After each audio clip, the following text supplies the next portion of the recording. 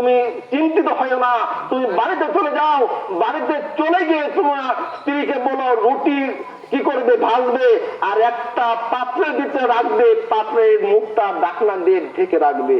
তরকারি রান্না করবে, রান্না করে তরকারি কি করবে, পাতিলটা ঢাকনা দিয়ে রাখবে।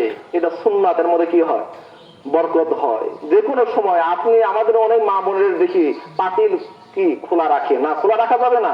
আপনি ভাতটা বাড়বেন তখন খোলাটা উঠবে, ঢাকনাটা পোড়াটা সরাবেন না, কিছুটা সরাই খালি যতটুকু নেওয়ার প্রয়োজন নেওয়ার পরে আবার ঢেকে রাখবেন। এটা সুন্নাহ এবং এর ভিতরে কি আছে, বরকত আছে।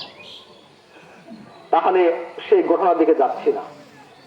1400 সাহাবী মাত্র 1 কেজি আটা দিয়ে আর ছোট্ট একটা ছাগলের বাচ্চা দিয়ে পরিতৃপ্ত ভাবে তারা খেয়েছিলেন। এটা রাসূলুল্লাহ সাল্লাল্লাহু আলাইহি সাল্লামের মুজিজা।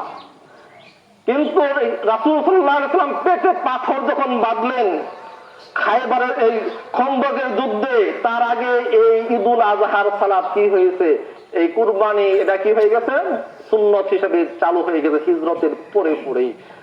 আর সুন্নত চালু হওয়ার পরে হাদিসে আসছে রাসূল সাল্লাল্লাহু আলাইহি সাল্লাম তার মৃত্যু পর্যন্ত কোন বছরই কুরবানি থেকে বিরত হন নাই।